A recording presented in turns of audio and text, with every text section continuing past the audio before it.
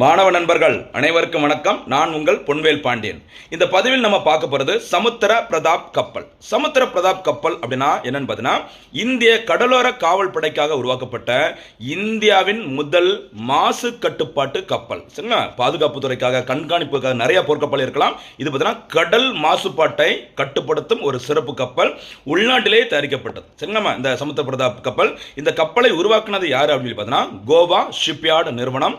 இந்த கப்பலினை கோவாவில் நடைபெற்ற நிகழ்ச்சியின் போது இந்திய பாதுகாப்புத்துறை அமைச்சர் திரு ராஜ்நாத் சிங் அவர்கள் நாட்டிற்கு அர்ப்பணித்தார். அதாவது இந்திய கடலோர காவல்படை சேவைக்காக அர்ப்பணித்தார். சரிங்களா?